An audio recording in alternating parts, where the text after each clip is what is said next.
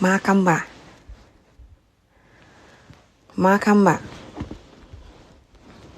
nko ibama solima ite fangole ya fara kodi nana yedum warante molien rekodi momo mi yen record jang warante momo mi yewo video like yen nen daming ate fangu aning ite albama la solimal alka wole tap ka wo like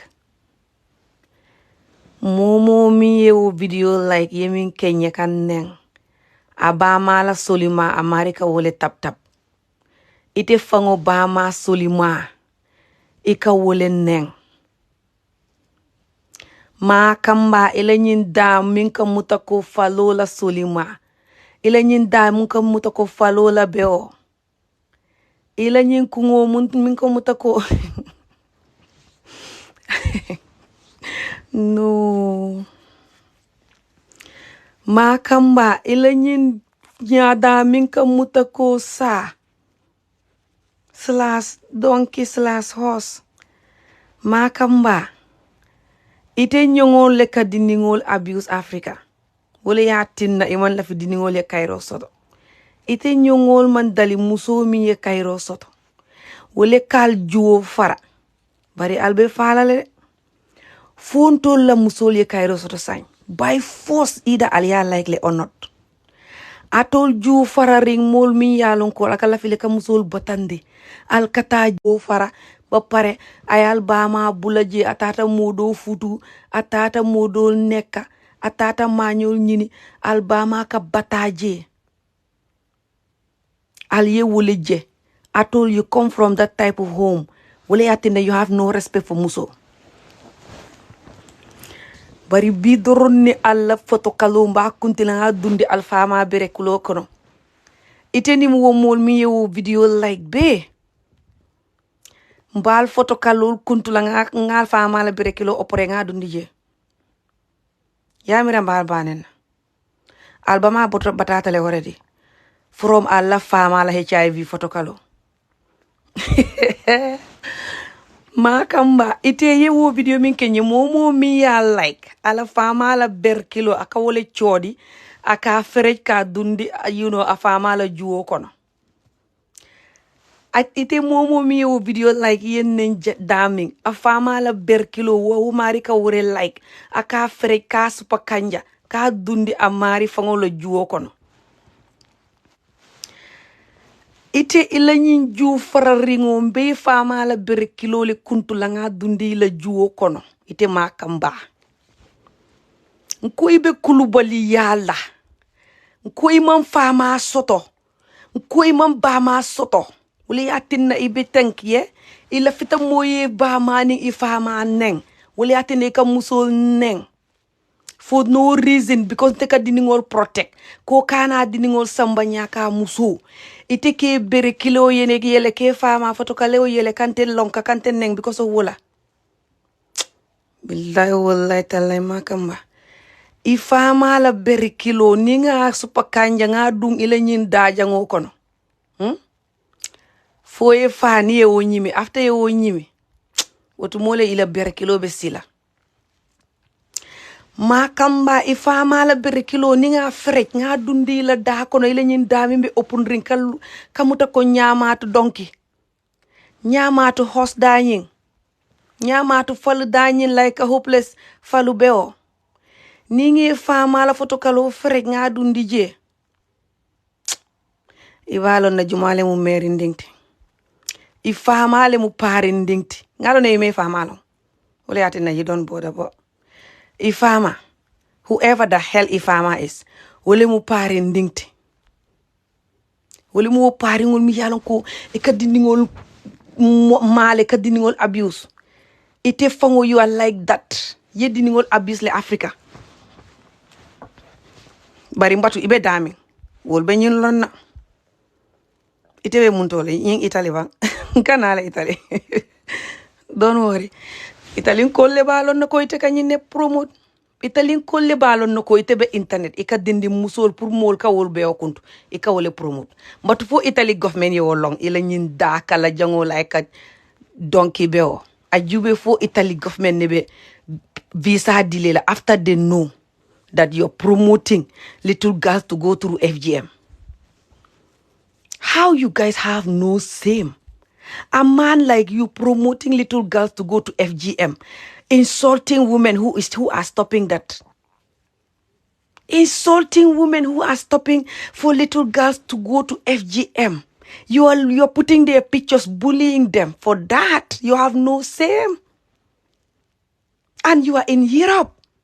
Why are you running from Africa? Because you cannot have peace there. You run to Europe and you're promoting little girls in Africa to go through FGM for people to touch their between leg and call it Allah or whatever you call it. Tradition. You don't care about tradition. Your ass shouldn't be here. That's not our tradition at all to come here. Our tradition is to effing go to the bush and effing do some farming. If farmer photo kalo minyanta tala ayata bindero la wala muntola tradition ti. Ala photo kalo nyanta tala bindero faye jolong wulo kono bindero la. 4 kilol be jolong je. Because abba batala le. 4 kilol be jolong je.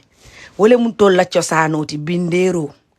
Ijanka dingju fararingo wulo / donkey / peg. Ntola tradition is not kamuso sambanyaka. Ntola tradition is kata bindero. Munayatina you don't want to choose that tradition. Natare ika ala le use fanang ala.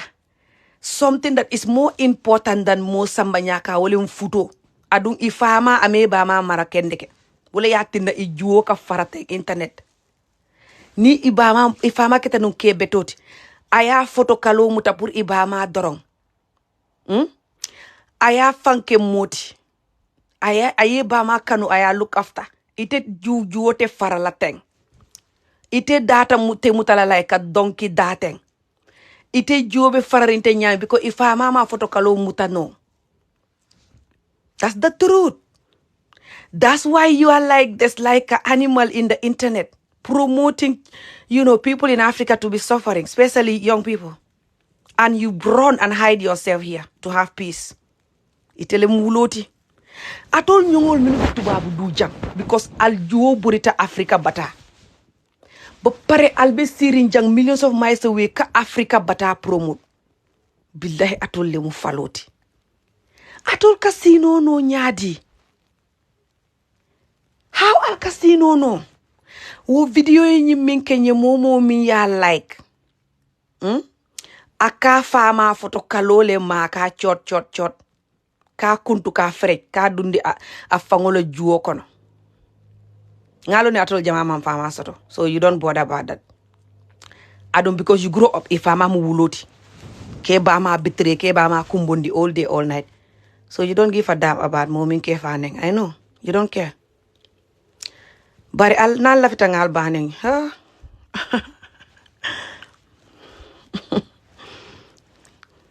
After alpha ma yala HIV foto kalo kono mandi albama fo ay HIV dingo wulu like atol. Ngana ngal ba maneng no. Because ntola bamal i batata enough from ntola bamal jama. Ntola askan musul jama hani right now. Ni tanem. Say beka bata from keol ke ju fararingo like ite nyong. So why will I neng muso? Atol wulol minu ka muso neng. Atol nyung wulol minu ka muso trauma bunkono. Ka muso sambanyaka. Ka muso lipa. Ka muso lanyo ya dindingol. Ka muso futu ke bitre. Atol le ka ken ka diamu all this years. Adun anytime alla fotokalo HIV fotokalo yente kele. Utu molen ka lonko. Ñunu they getting worse. Wutumole alka energy dinna mo.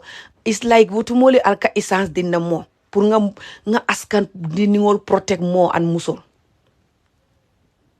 I don't care musol askan musol jama mu kawod leti. Ibuka sonka ke fam protect. Itol le nyimbe sabu. Itol le kad atol jube alkad musol nin diningol traumatized. I don't tell Benyan to come in. I don't care about that because nobody's gonna do it. I'm gonna be alone in this. I don't care. Ala benjola. I told you fararingo alfa mal foto kalol. Nalma freg alia supakanja aliadom. Billahi wallahi talai. Ninga freg atole bang. Ninga supakanja pur aliadom. you're not gonna enjoy it because be kani jama min kele janin ko alfa ma bere kilo ta do monola ite yo video min tap yemi video min lonka yenten neng momo mi ya tap aya like a fama la bere kilo amerika wole tap ba pare amerika wole ferej aya supakanja aya ming afango wala ala aya dundi a juwo kono atol jama alfama HIV albamae and sasa because of fama chaga fama hopeless fama and take min dia in my videos hopeless kewol min be askan atoli wo fama sifa lesoto buli atina al wicked tateng ali wo wicked ta from alla fama ya atol kewol min ko wicked askan be you come from a wicked fama mi yalon ko de wicked your mother that's where you get your wickedness from your father treating your mother like that. That's why you don't want nobody to talk about it. Bari alfama berkilol akawole super kanjanak every day na wulta. Bari albenjela. Al jobe farala every day na wulta. Alfama jobe farala 6 kilo nying like a hopeless 6 kilo abe farala abe tailor. Albe kilo nying fajindila alba domola for breakfast. Bari albenjela. Every day na wulita alfa mala kilo albe wole fajindila aliya domo fo da samo bari albenjela atol mi man la fi kanjen ngana doko kebe na doko is very simple aliye musol bulake abuse aliye diningol bulake abuse dosin mata kewole fo muso. It's very easy. Why is so hard for you? It's very easy. Just stop abusing children. Doesn't matter women, doesn't matter boys. Don't overbeat them. Don't treat them. Don't treat them down there. Leave them alone. How hard it is for you to understand this? Why this is so hard for you? Also, when you become an adult, when you marry to somebody, don't abuse them. If you don't have the correct mental health to marry them and be nice to them, don't marry them. Why is that a war to you? Why are you guys like ganging up and attacking me for just simply saying these things? How is this thing so hard for you to agree with this? Why is it so difficult for you to agree with these things? How are they harmful? Alla juol ning alla fama bere kilon ka wolle nyinin ka atol min kante fight be. Mune hatina a difficult so much pour alia understand wala alia agree ko nte ka fa kelele pour diningol ye kayro soto kewole musolem alkana diningol lipa ya traumatize alkana diningol duma ma ida ka maka kuntulem sutu muso there's nothing to kuntu jana ka maka abuselem ka maka kuntulem abula kewo fana kana maka abuse duma kana diningol lipa so much fo ibe traumatize la fo ibe nakela komi wuluding fararingo ju fararingo fama berekilo fararingo like ite because ite ni moye nyaadaji anu ika muso tir nyamin iba lonno ko ite moye abuse le fo nyabuto be mata so nte ka wole proven nte lafta young diningol ye grow up better than you. How hard it is that? Why you don't want that? Why you don't want the young people to grow up to be better than you because they're not traumatized like you? Why is it so hard for you to agree with that? Why are you so wicked? Nka atol le nyininka. Why atol man kende ya like this? Alla nyi ju fararingo alfama berekilo fararingo. Man la fi diningo li grow up like atol. Atol betende because mo yal abuse le. Mo jamal bi yal abuse yal la nyo ya warante yal abuse yal overlipa. Unnecessary pain aliyemin indoors as a child wala yatina al sondomo mota teng akumuta teng wala yatina al famal berekilol farata teng atol min ka gangop kante fight be nte am not your threat aliye threat jele minu be askan aliye mol jele minu ka audio play audio mi yalo askan nene mamoy nte nene mam woke sanji jelumbo video la nte nene ma audio bondi mi yalo askan nene mamoy ngafo alinyen lamoy ntene man natalo bondi mi yala askan nene majen ko ala natalo fele ntene man lo ka video ke ka na banen diro ke yaji ami jo ferenti banen diro atel ite nyongol fam berkre fararingo fama berkilo faro at itele yake njavan kanyinke ye mo jele mi yalo every single day be banen diro la proud of it ye mo jele mi yalon ko every single day be video funtindi la audio funtindi mol kamol what's it called wanyar. You love that, you're proud of that. That's not your threat. Barinte min ka diam pour musol nin diningol ye kayro soto diningo. I don't care ke balem diningolem musolem ke wolem, I don't care. Just kana diningo traumatized nte am your threat. Atol lemu wuloti atol Gambia drone ibe imam jela be loring ako mo mimma mo samba nyaka na fata mo kana taje atol hasi dia ju fararing ite nyongol al bebe daring al man dia mo ke abadat na tara surwa imam warante order race imam wole ye wofo about something else mim manke nyakati fang just something else ko momo mim manyin sariyake wala momo mim manyin sunna ke sorry something mi yalon is just sunna ni lefta yake ni man la fikana ke ala le wo foko ni ma ke you're fine ni yake you're fine but standing imam is more than Allah because atiko by force ni mo make ni mo fata mo kana ta ala sango na be fen wafle mo kana sang na e kulyo soto mo kana ta atulli mu hypocrite alal fam fok man atul man kende afan atul. How old are you guys? Why are you behaving like a effing 5-year-old? Why? How can a whole imam say that if you don't circumcise your little girls, when you are no more alive, nobody should come to your funeral? When you're selling something, nobody should buy. When you have a program, nobody should go. Just because you don't want your little girl to be FGM, to be circumcised. You don't want that. And people should abandon you for that. And you close your ass about that. You've not said nothing about it, like the hypocrite ass you are. That can only happen in Gambia because Gambian people are not well. If that was said in Senegal or any other country, billahi, that imam will never open their mouth and say that again. Other imam will attack them. Other men will attack them. Because that is sunnah. You said it's sunnah. Even though some people say that's not important, that's not even sunnah. People that know Allah more than you. But you said it's sunnah. But sunnah is something that when you do it, you're fine. When you don't do it, you're fine. That's why it's called sunnah. But this imam now is more than Allah, forcing people to do it by force, or when they're no more alive, nobody should go to their funeral. Ali video ni tap dorang. Ñinu ye molle yap. Ñinu. Ñing wulol bang. Ñing ma kamba ñongol afama la berekilo akamin domo for da samo every day. Ay molle yabu. Billahi ay Gambian lo yabu. Ñinu beye Gambian lo yabu. Surtout Gambian kewol. Yalo ne ko Gambia is like they have no kewol. Because from that imam that said this, kewol be wul nyanta wul la yow imam challenge ye video kay ya nyininka why abe mol forcé la more than ala sign ala mi ya lonko ako ala sunnawol ni mo yake is fine ni mo make is fine and sunnawol Gambia bukake amam fengo femfe wala sunnawol mi ya lonko is sunna including muso mi yala amam futu and dingol babulu warante ala futo banta warante ala kema banta. Doesn't matter dingo babulu or not. But miso mu yalon ko akema banta warante ala futu banta kawo mari futu sunnalem. Tawo imam nyininka fu al nene yo imam jele adiamuta about that.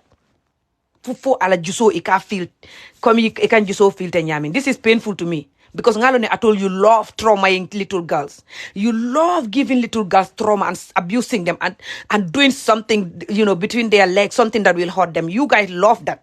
That's why you can feel my chest now.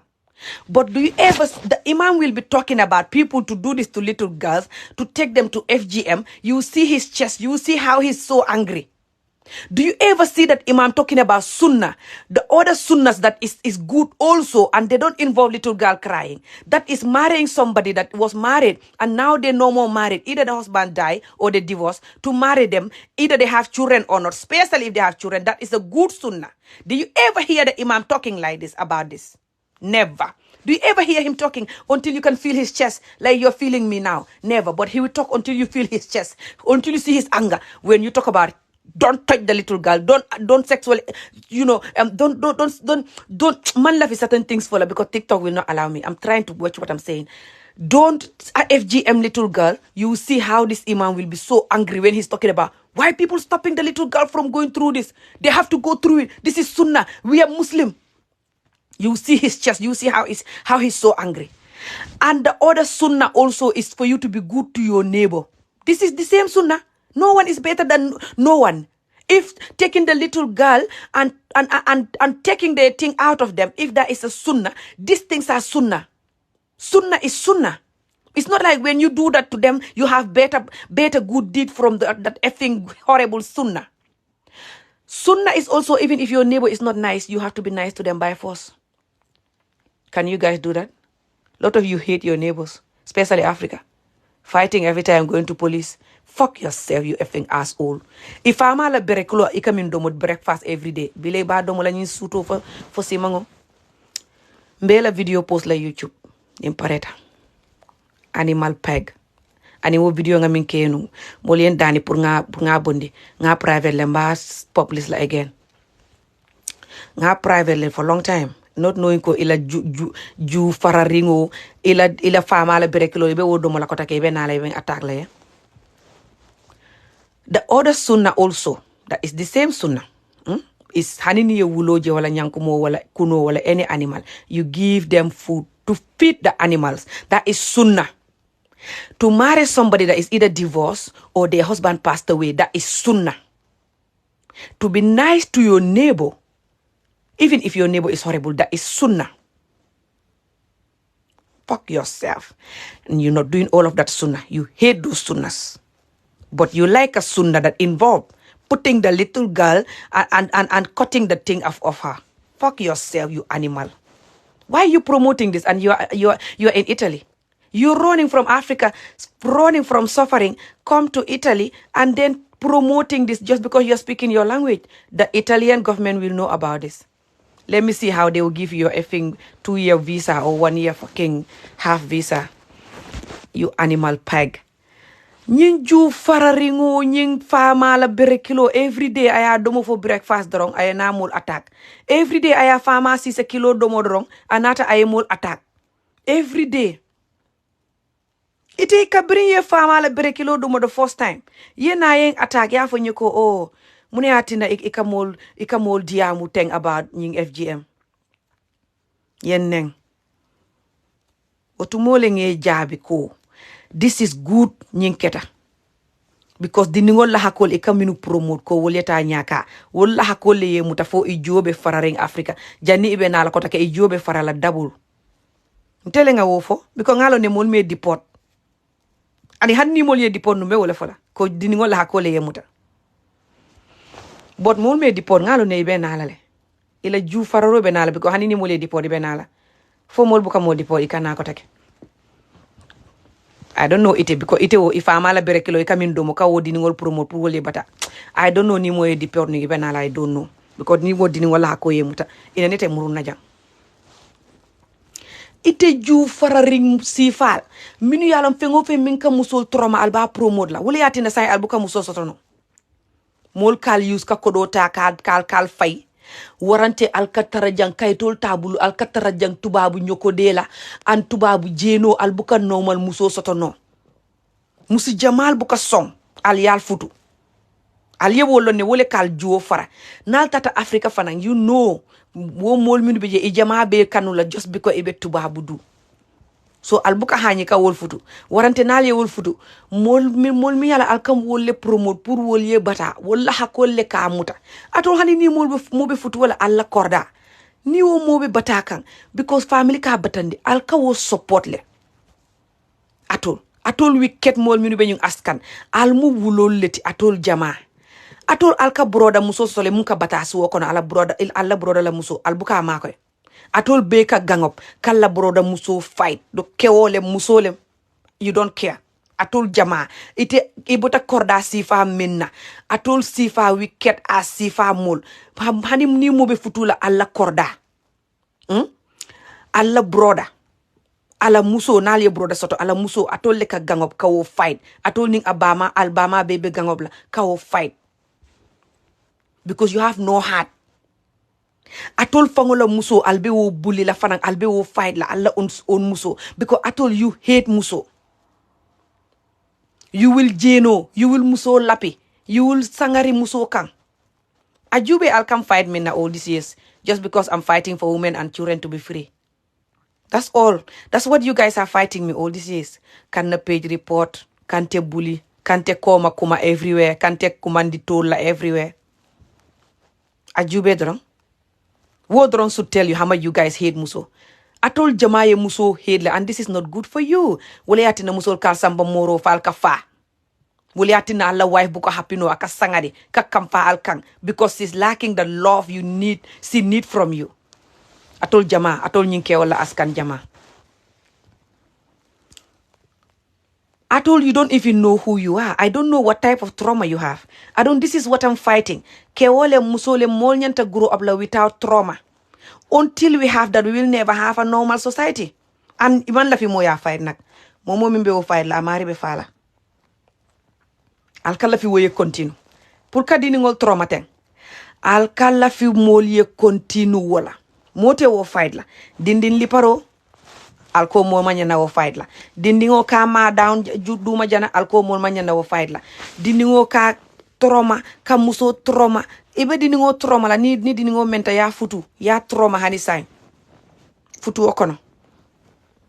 So dindingo be start la from a young age. Faye keke bati faye fa ananete kairo sotola albulu. Sutu muso jamal ka wole go through. Even though muso jamal mu hipakiri leti jang imu nafi quality. Ining atol jama ka gangoble kante bully for fighting for them.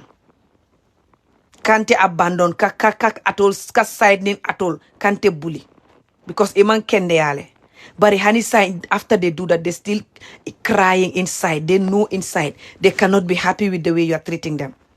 But because they are so weak to stand up for the truth, Ntola society musol, we are our own enemy. Ila diamo be is for banendiro. Kamuso trauma nyin ka wo promote ka wo lafa. Ye wo nole. Bari pour ka kele pour muso lin churen be free. Pour mole kairo soto. Pour diningol ye grow up without trauma. Ntola muso buka kamben ka wo kele. Wule yatina atol kewol min wiketa ite nyongol mi yalo ika wulile ye fama bere kilo domo. Yena internet ye musol trauma ye musol neng. Ite nyongol is because musol mi yala ibuka kambeng. Ye ite nyongol condemn. Wale yatina. Hani wo imamo min lota ako molieta di ningol samba nyaka di muso warante ni mol fata mo kana taye. So akamuta something mi yala sunnalem ala ya foko ni lafta yake ni man lafi yake atiko mol yake by force because atele mu alati sai. Adung wicked alalem. Atemu wicked ala leti sign ako mol yake bay fo warante mol ni fata mote tala je mol ni be fen wafele mo kana sang mol ye boy scott ay boy scott le use ako momo mimma nyinke mo everybody should boy scott them atol wicked hopeless mol aliyal ite nyongo ye berikulos muta about that. Why ibe fama berikulo muta la about that? Inyanta diamula about that is wrong. What type of imam le mwoti? What type of country hypocrite mo le mwoti? Atol nal keta kewoti in Gambia, atol nyanta wulila, aliyewo imamo address aliya condemn. Why the imam saying that if anybody don't take their girls to be circumcised, people should boycott them even when they're no more alive, nobody should go to their funeral? What type of imam says this? For something he said is sunnah from the Quran. And sunnah means if you don't do it, Allah is not going to be angry with you. And now he become like a wicked Allah to say that people should do it by force because they love traumatizing little girls. You don't want to know what those people are doing with little girls. Even you. Look at your face and how you are so wicked to women until now.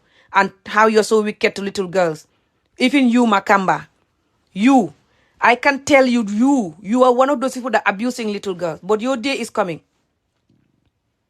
Anyone that has been abusing girls, get ready. These girls will grow up and they'll on their mobile phone and they'll tell.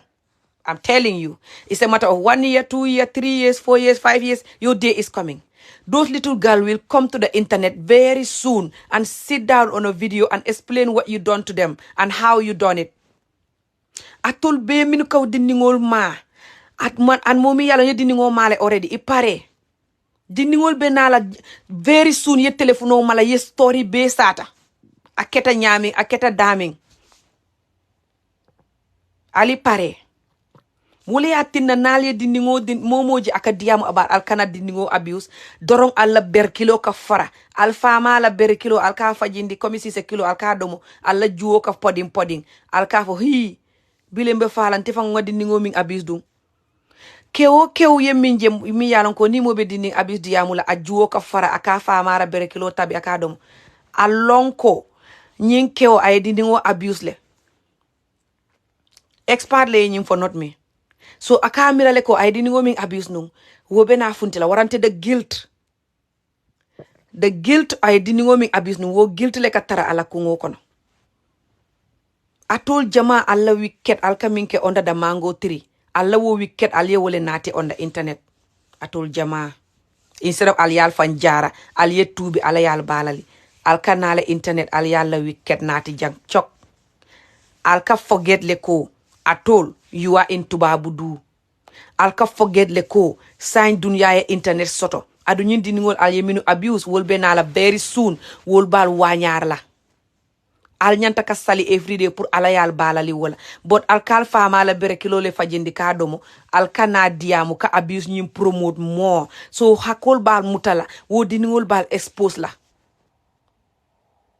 because diningol e kam menne every year it's not diningol be day week they're not gonna expose you itol jama sign they know human right they know ni kewoye ma amanya ne mala doesn't matter what type of maro inyanta wuli lale ya mari expose it's not nice ye day a mari ye taraka yayi kan surtout ni kaji aka musudol abuse ikala video ji aka musudol abuse ika fole ko nyinkewo de he still we ket aman change so ali pare atol be minu ka diningol abuse ko alla diningol bi funtila abe atol wanyar la aba fola kariyete ninte nekenye ningol nko yajele kebal fanka woke surtout di ningol nte nak ikamin foko nte fe ngofen ka fole internet ye wulu ifama bere kilo fo nga fole internet mafo adu nga jele ifama bere kilo mi yalo akumutale komi e fe yet nga jele adu mafo internet buka fe ngofen fo de fen jama nga min long min yalon ko ifama bere kilo nene ta lonna yemol jele min ka audio bondi janka mol wanyar yentele yap yemol jele minu ka mol baneng jang everyday in internet yentele yap nte ngamin fo na story pour mol ye karang pour ite nyongo ini ye fama bere kilo do mo next time yena yente ye wo use iko ibentele nen na ate work la because ite ning wo mol min bela video tap la be al fama bere kilo al ka wole do mo for breakfast aba pare alienas internet nal nata internet alka muso jube alka muso traumatized nyaming sutunte nyongol mi yalon ko I'm here fighting for women and children either you like it or not you can't do nothing about that so nalente je alfa ma bere kilo ka kuntu ka fara ka fereng alla sondo mo ko poding because alka fole oh ami again be mela nala adun everyday mba fola ko ala la chaga ya bula ala bula ka musol traumatized na ye musol futu ala fanke moti al yalla berekelo city al ye sit down al ye ala wasip al ye muso wasip musol mal famaleti wole atol wulu ay atol susu ay alla boku ala dingo fan alla dingo fana abe wokela muso be kono mala abe wulula abe kurola abe tabirola abe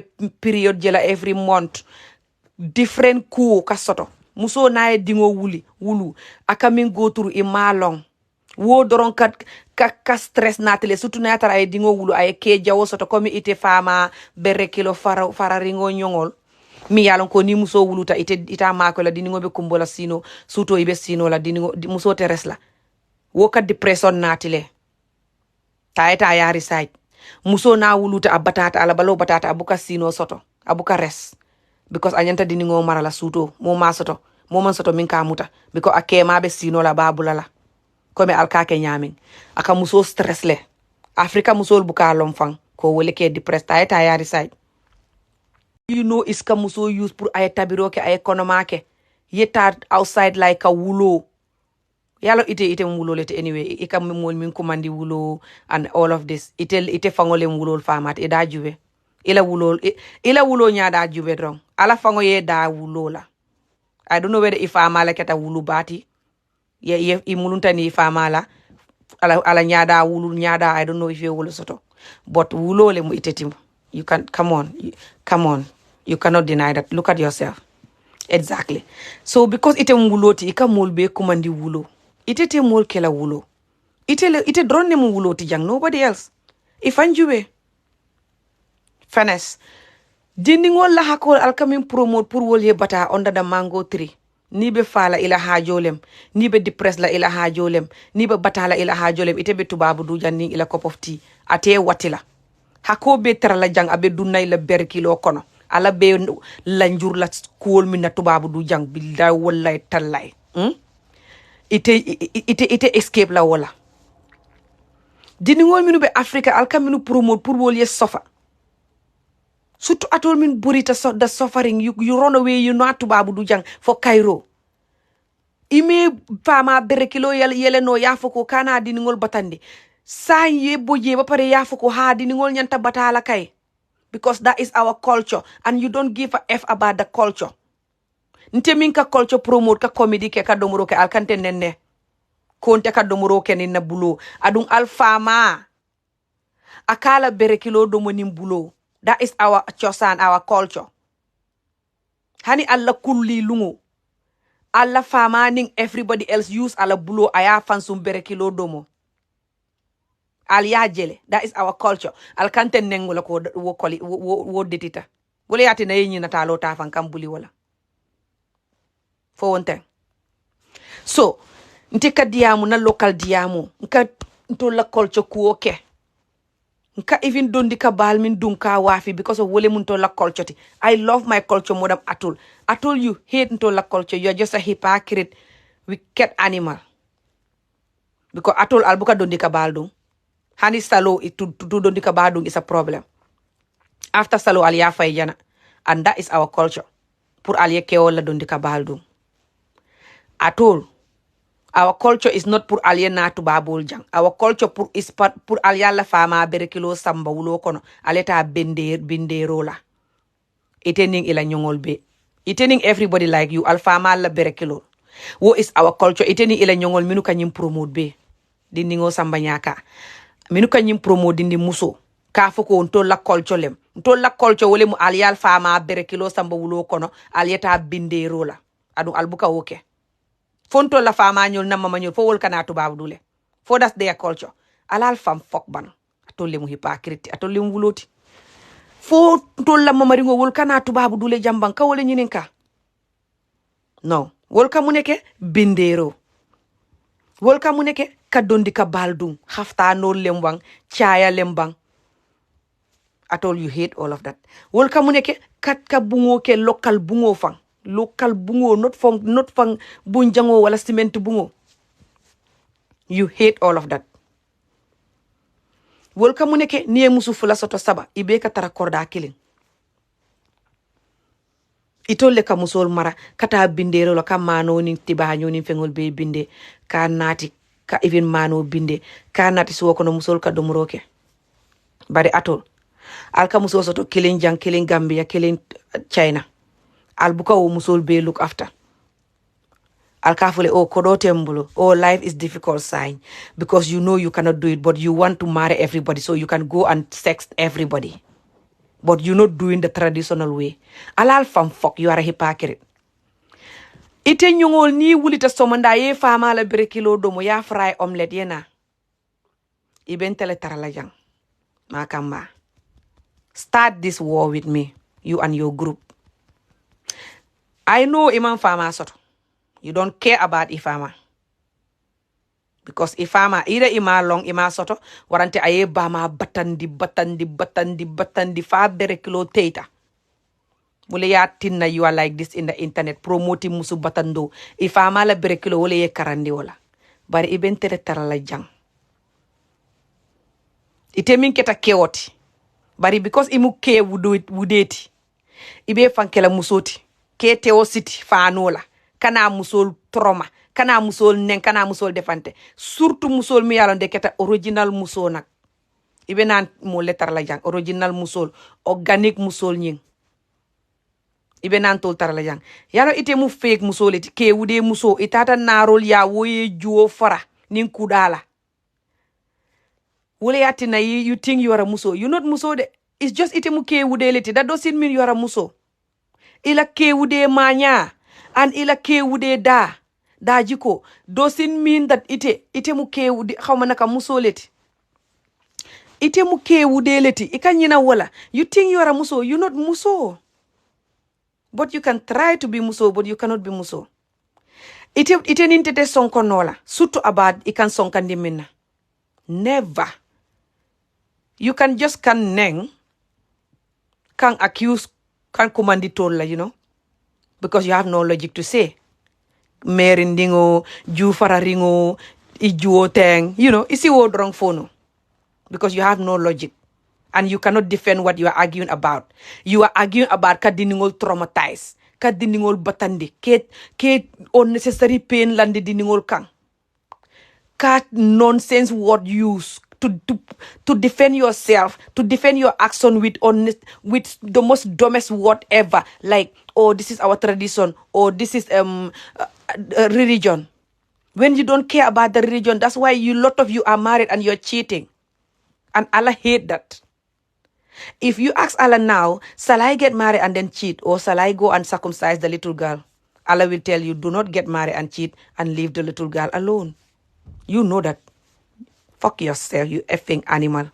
I told farmer berekilo I'll come in domo breakfast. I told minka gangop kante kelebe. Wo video yen nen dami momo mi ya like ala farmer ala berekilo aka wole like ka ferek ka dundi ala fansun juo kono. Al farmer ala berekilo I told minkan kelebe al ka wole omelette somanda na wulta al ya domo. Fal sondo mo nyamata al yena bari al ben trata la jang. Nte Ami Job al ben tere la jang nak nal yalla famara bere kilo omelette fal pareta al ben tere la jang siring nte nko al nya butole mata nte nak menata la ngalla soma inshallah ni wulita nga taraye video do kenye kan neng makamba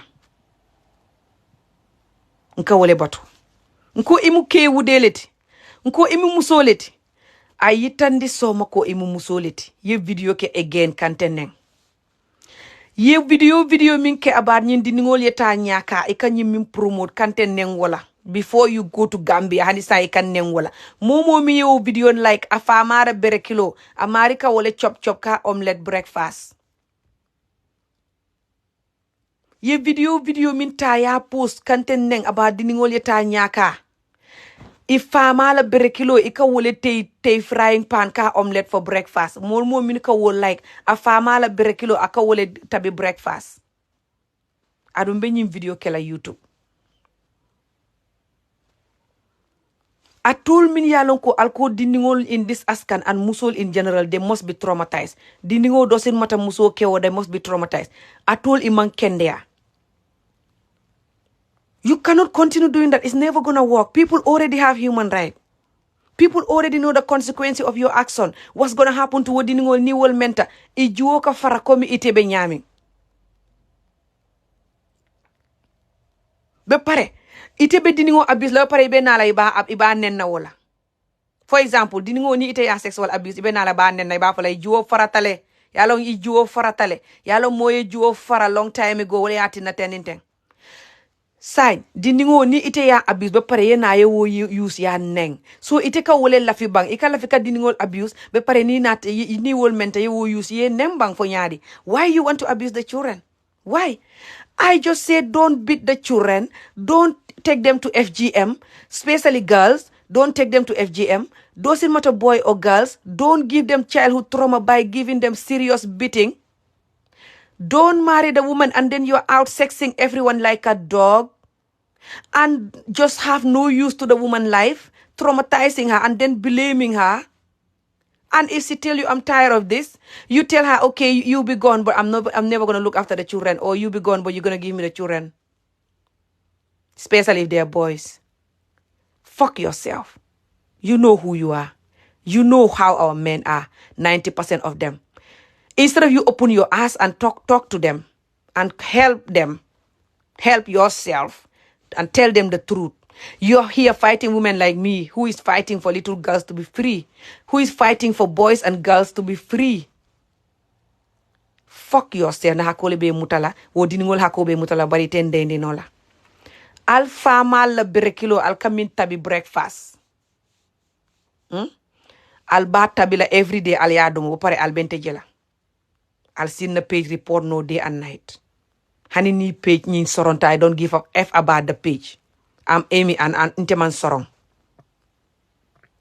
al ten soron nola al ka bane ndiro minke every single day ninte ka kenum by now the page is 1 million view man jarin na bane ndiro la ntola askan musol i batata ni mo me bala fano yabula momo mi ma ba ma respect nak ntita forcer la pour ayem ba ma respect ama ba ma la value long because afama nene ma long a wuluta a menta ya ji aba maka kumbo because a fama la dajiko a fama la wulu dajiko aka minke aye wole je a dalta wala so they normalize that so kam merol kumbondi wala bama kumbondi that's nothing to them so they gonna do it nte bama or not because that's who they are nte was stop nola but nte ka pour atelier ke wuloti ba pare yena yen ke wuloti that's not gonna happen.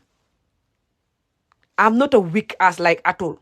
Me, Yalan, you have no boundary and you are weak and then you have no love and respect for women on top of that. Bari, I'm going to say this before I go.